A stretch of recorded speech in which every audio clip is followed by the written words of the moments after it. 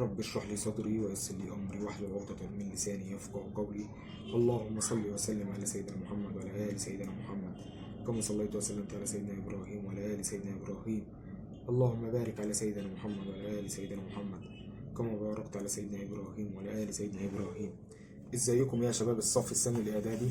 إن شاء الله هنحل اختبارات الكتاب المدرسة نموذج 1 ونموذج 2 صفحة 48 و49. السؤال الأول أكمل. إذا كانت 2 أس س زائد 3 بتساوي 1 فإن س بتساوي. كانت 2 س أس س زائد 3 تساوي 1 فإن الس بتساوي كام؟ طبعا أي حاجة هتبقى بواحد لما اللي يبقى الأس بتاعها بصفر، يبقى إذا س زائد 3 هتساوي صفر، س زائد 3 هتساوي صفر، يعني الس هتطلع بتساوي سالب 3. رقم 2 بتقول إيه يا شباب؟ بتقول إذا كان س زائد ص بتساوي 4 وس ناقص ص بتساوي 2 فإن س تربيع ناقص ص تربيع. طبعا أنا عارف إن س تربيع ناقص ص تربيع هتساوي س ناقص ص في س زائد ص، اللي هي هتساوي س ناقص ص هو مداني ب 2 في 4 تطلع ب 8.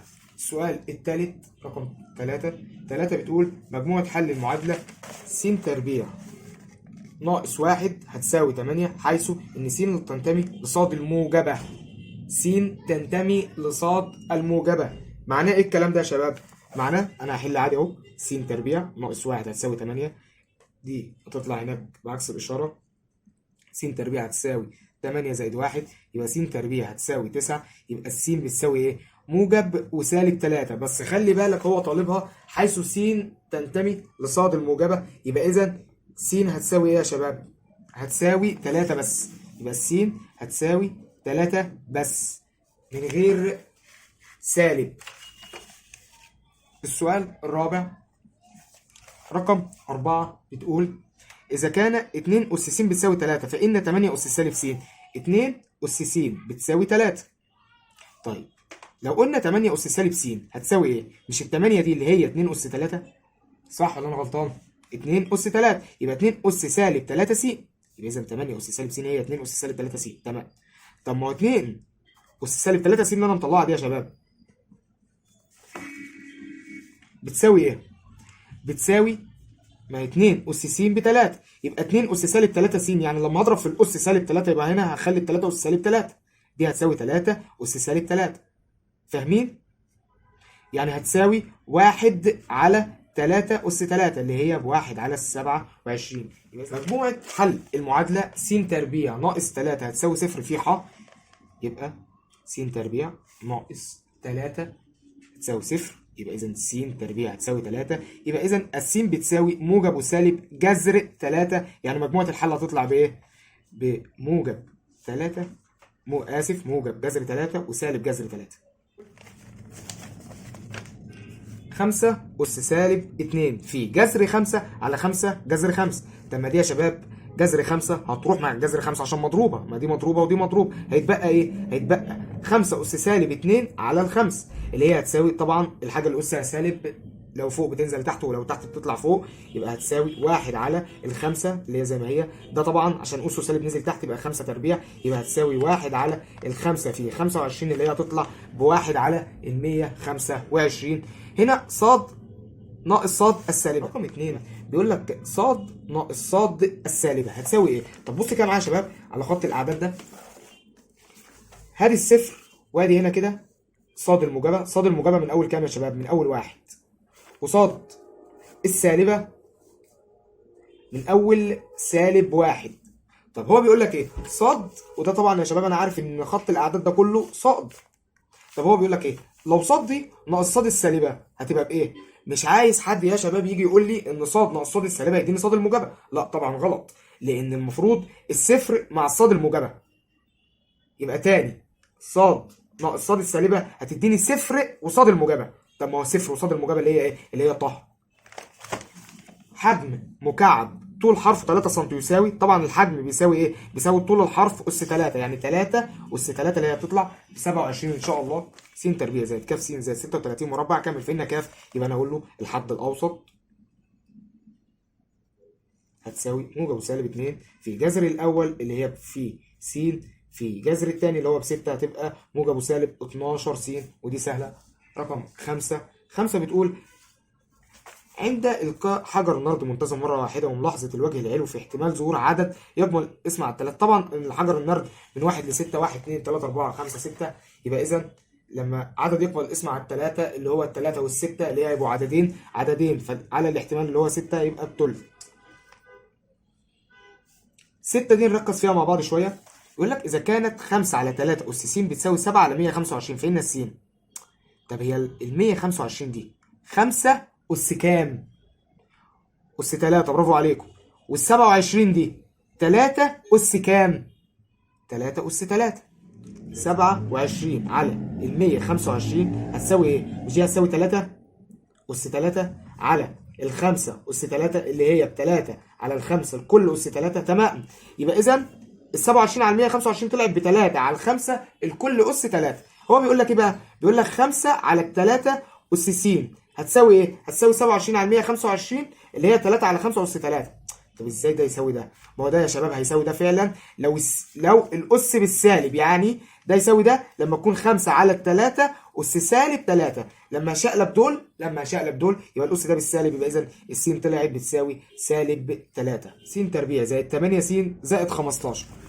دي لما اجي احللها ان شاء الله هكتبها اهي، تبقى 1 س تربيع زائد 8 س زائد 15.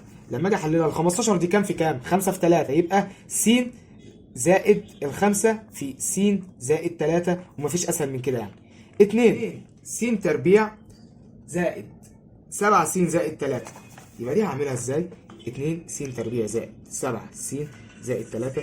في طبعا حركه المقص، وفي برضو الطريقه دي طبعا هاخد الاثنين هضربها هنا في الثلاثه تبقى س تربيع زائد 7 س زائد 6، اللي هي لما اجي احللها تبقى س زائد 6 في س زائد الواحد، وبعد كده اقسم على الاثنين. لما هقسم هنا على الاثنين وهقسم هنا على الاثنين هنا هتديني س زائد 3. طب هنا ينفع اضرب في الاثنين؟ لا، فاضرب الاثنين هنا لانه هيديني نص فانا مش هينفع، يبقى هتبقى 2 س زائد الواحد، وده التحليل الصح. رقم س تكعيب ناقص 1. طب ما ده اللي هو بيساوي ايه؟ س ناقص الواحد، وهنا س تربيع اروح واخد السالب ده هنا يبقى بالموجب س زائد 1.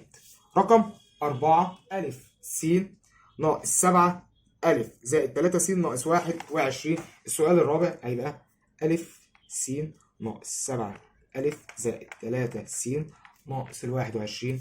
هاخد الألف عامل مشترك هيتبقى هنا س ناقص 7، وهاخد هنا التلاتة عامل مشترك يبقى التلاتة في س ناقص 7 هتبقى هاخد الس ناقص 7 عامل مشترك في أ زائد 3.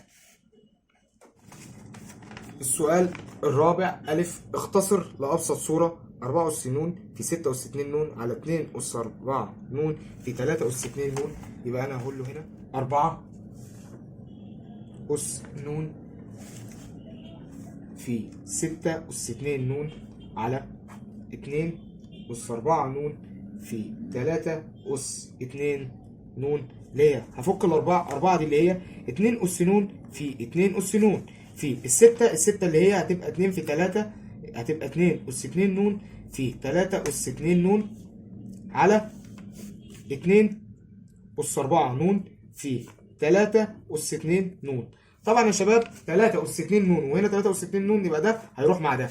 هنا 2 في 2 في 2 أساس هو الأساس، يبقى هجمع الأسس يبقى ن زائد ن زائد 2 ن هتبقى ب 4 ن، يبقى هتساوي 2 أس 4 ن على 2 أس 4 ن اللي هي تحت، يبقى هتساوي 1 ب. بتقول أوجد مجموعة حل المعادلة الآتية حيث س تنتمي لح وس تربيع ناقص 8 س زائد 12 هتساوي 0.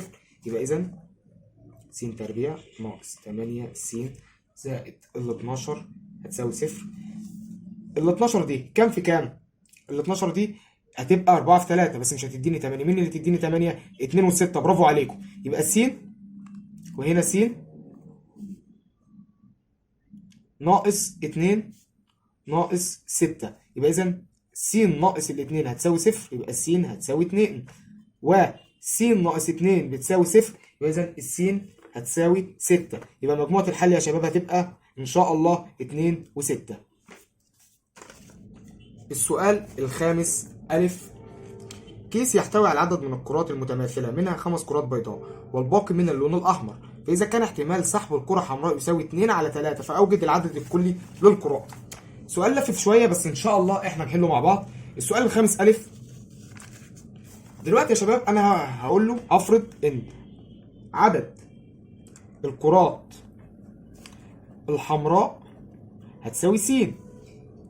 طب هو بيقول لك ايه؟ بيقول لك اذا كان احتمال سحب كرة حمراء يساوي 2 على 3. يعني ايه؟ يعني س دي على العدد الكلي هتبقى 2 على 3. صح ولا انا غلطان؟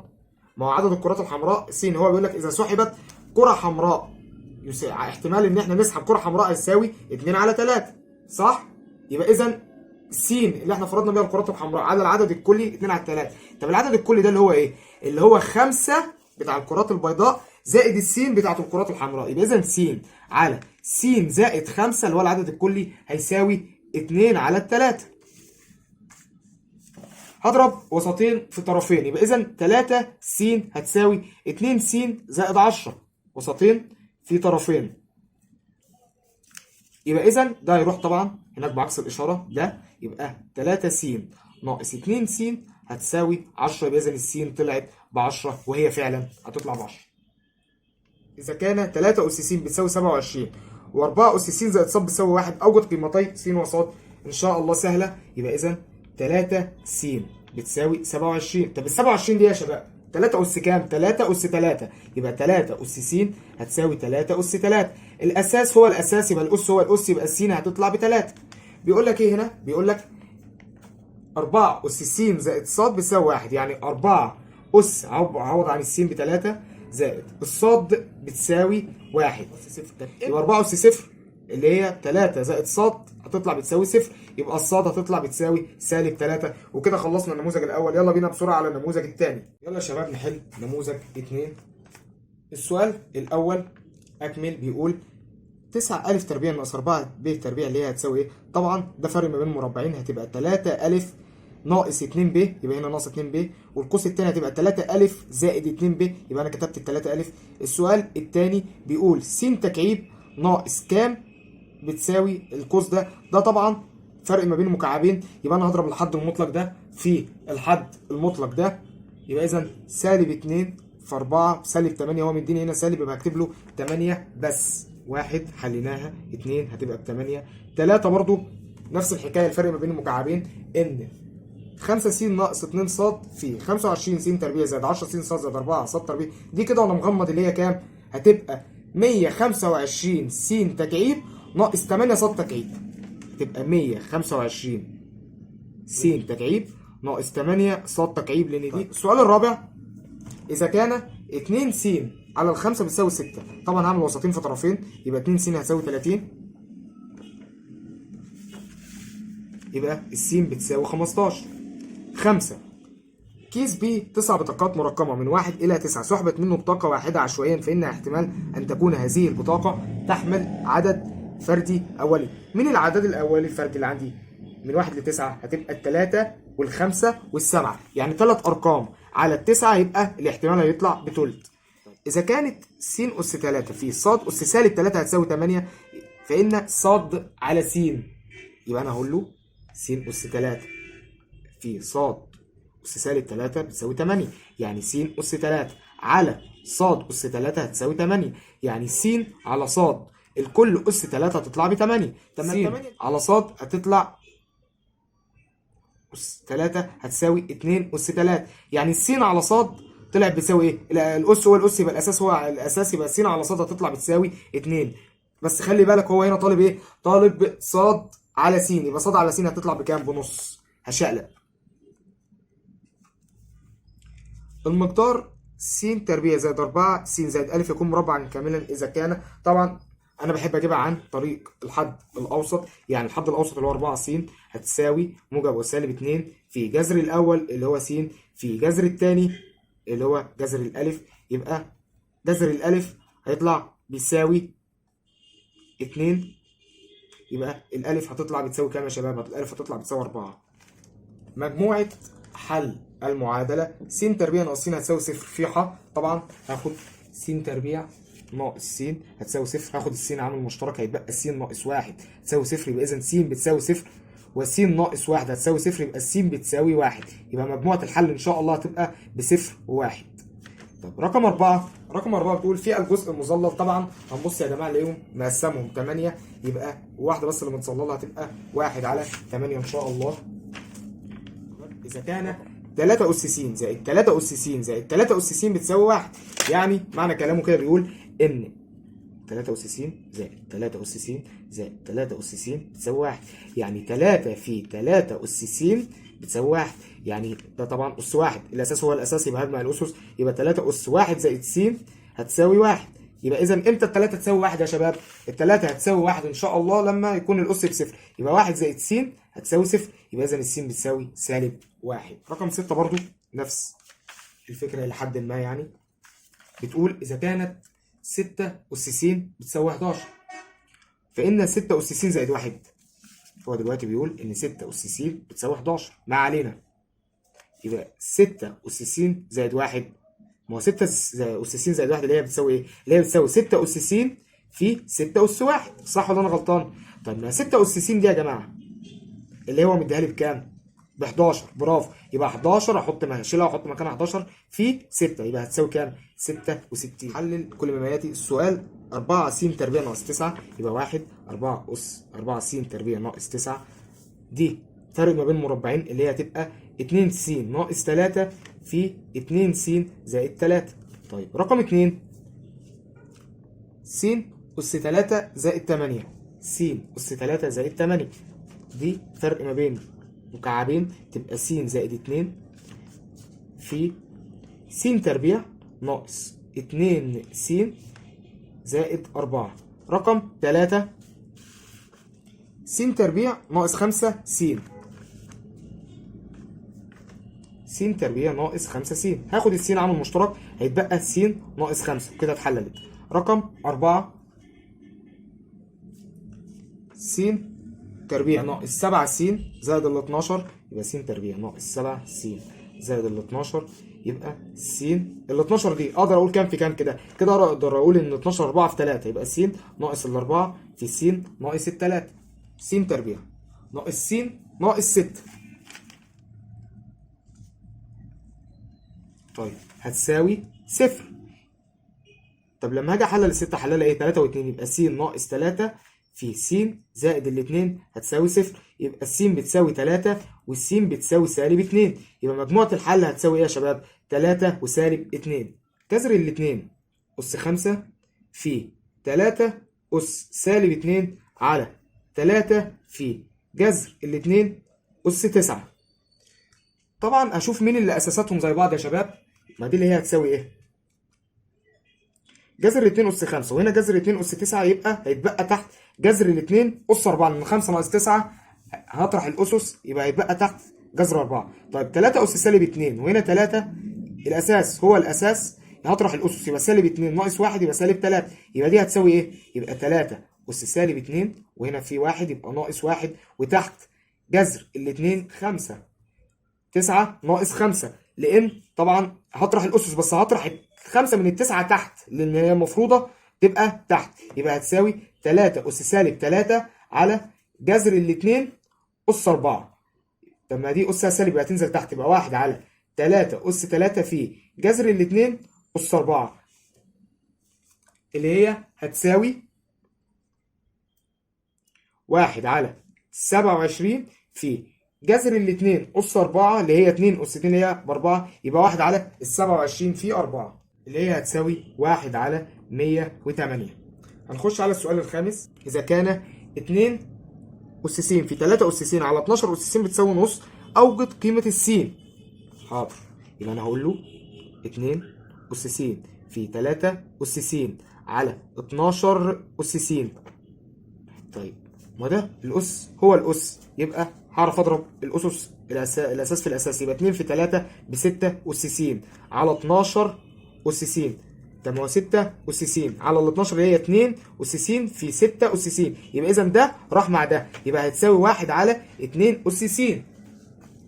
طب هو بيقول إيه؟ بيقول إذا كان المقدار اللي إحنا عملناه ده وطلع ب 1 على 2 أس س اللي هو المقدار ده طلع بنص، يبقى 1 على 2 أس س بتساوي نص. طب ما هو الأساس هو الأساس، يبقى الأس هو ده أسه كده بواحد، يبقى الس هتطلع بواحد.